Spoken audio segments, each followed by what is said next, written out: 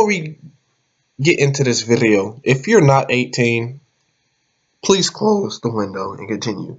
You probably do not know about this website, and you don't need to know about this website right now. Now, let's get started.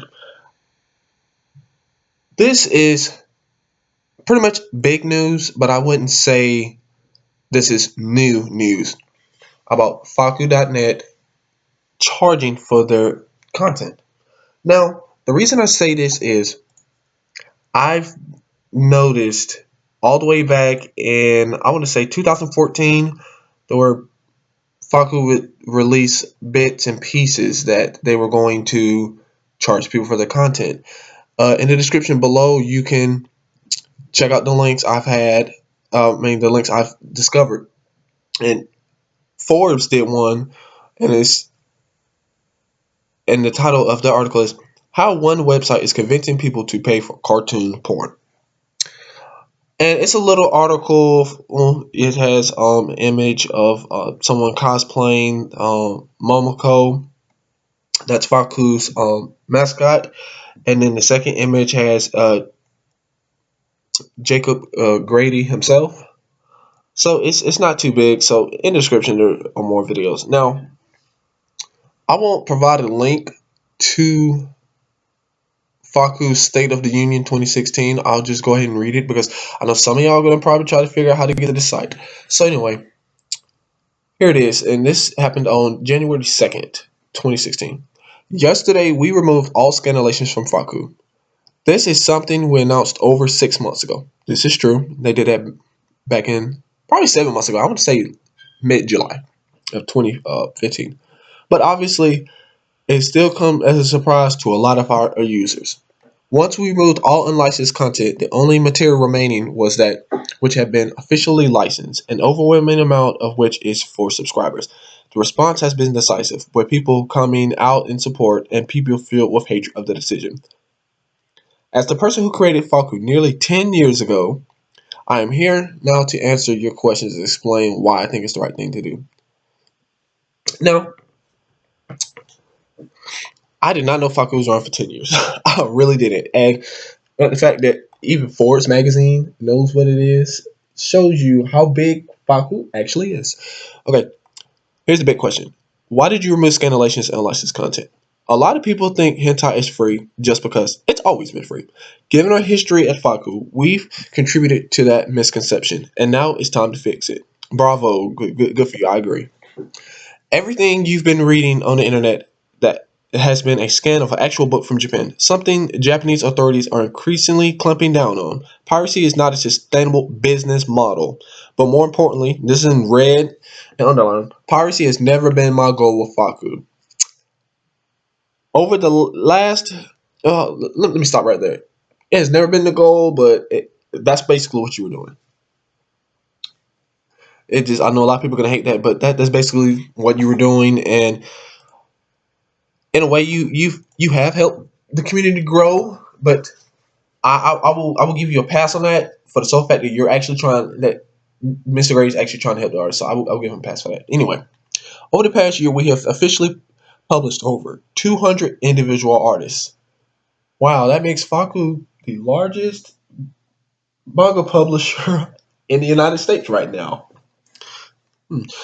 After going to Japan and meeting with artists whom I've published and had their scanlations appear on Faku, I have made the decision to support them as much as I possibly can. It's heartbreaking to talk with an artist and have them explain that when they Google their name, they don't see their website or their Twitter or any way to actually support them. All they see are pirated scans of their work that were uploaded somewhere without their permission.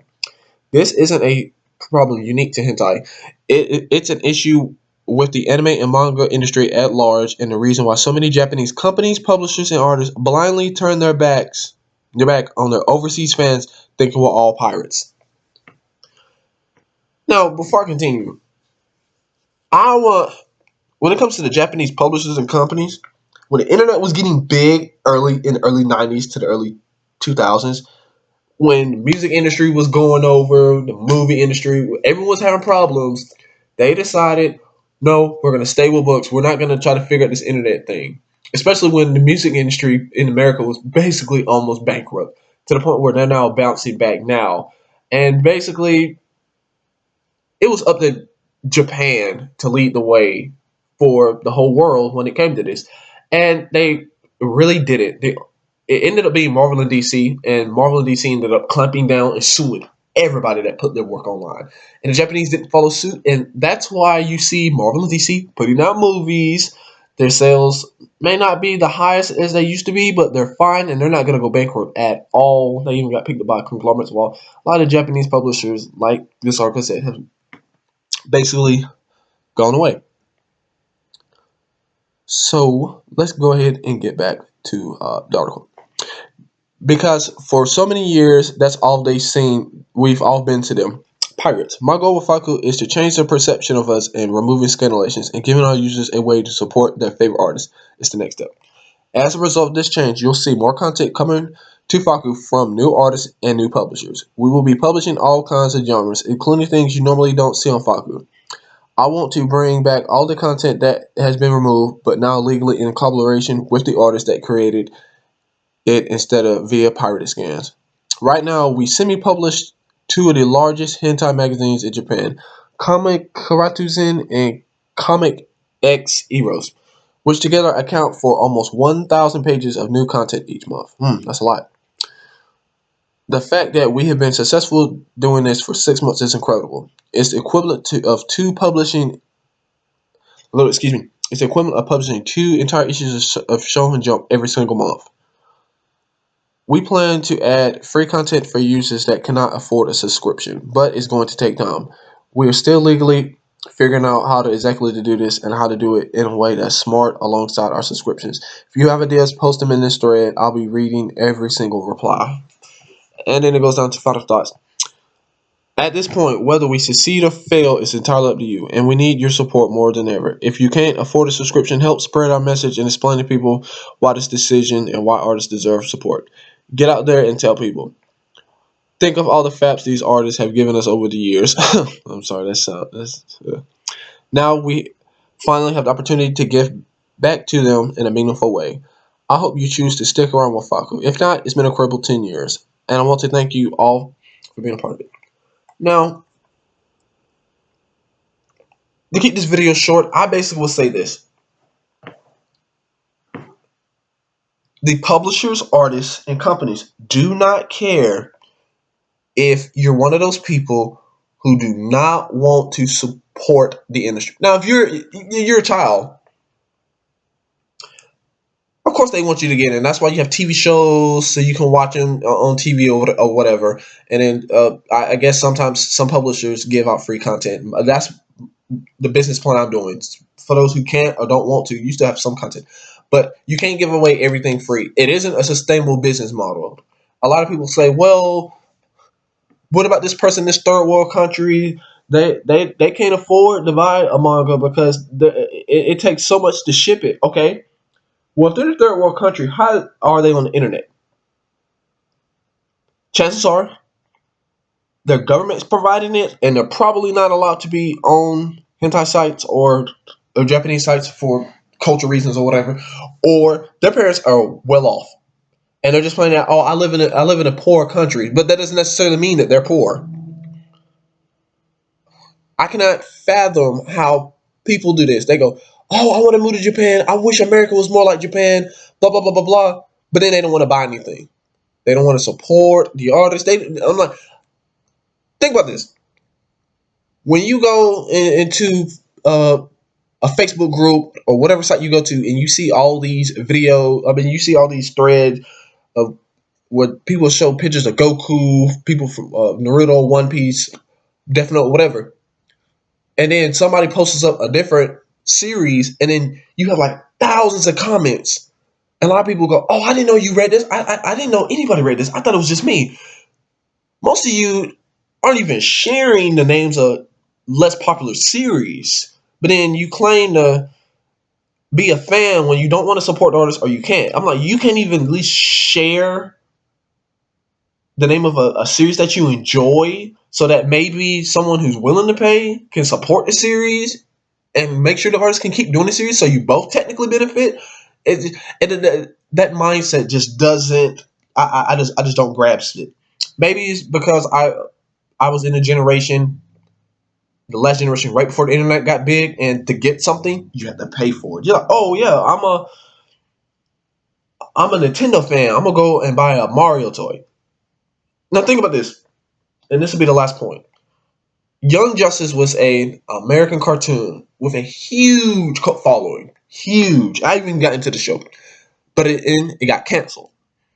Got picked up and canceled again. And the reason it got canceled was nobody was buying the merchandise, and that's how shows are made. Rugrats went on for 10 years. SpongeBob SquarePants went on for 10 years, and you can say, "Well, those are anime." Okay, that's fine. Let's look at Gundam. People, I see people buying those gunplay models all the time. They're supporting the series to keep it going. Nobody is going to keep doing something if no one if they can't get paid for it, unless it's a hobby and they're doing it for themselves. But businesses cannot do that. People have bills to pay, and if you truly care about the artist at all and you really call yourself a fan, you at least click an ad, even share a video or the thread or whatever, or trying to figure out some other way to donate. And a lot of you say, well, I don't have any money. Okay, y'all can create a YouTube video. This is all free. You already have an email account because you're on Facebook. Create a YouTube video. Use your webcam, make a little videos. And if you can't do that, chances are you're using a computer where you use Microsoft's uh, software. Download Microsoft Movie Maker. That's what this video is made of. Take some images, post them up, record your voice, save the video, upload to YouTube. Get a small following, then take that money, then donate it to the artist or save it up to where you can get a manga and have it shipped to you. And technically, you're still getting it free. You have to put a little time and work into it. But if you're a true fan, you at least try to send something the artist's way or support them in some fashion. But all I see is people saying, "Oh, I want it for free. I don't want to pay." I speak for all artists right now. For those of you who can pay and choose not to pay, we don't give a damn about you. I will repeat that. We as artists do not give a damn about those who just want to read our content for free, take it for free, and refuse to pay when they have the ability. This is why Faku did this. This is why the Japanese are now working with Faku. And this is why the Japanese are clamping down. So eventually it'll be like the music industry. Yes, a few of you will still be able to get stuff for free. But the majority of you reading stuff for free, enjoy it now because in 10, I would say in about 5 to 10 years, the train is coming to an end. And for those who have support,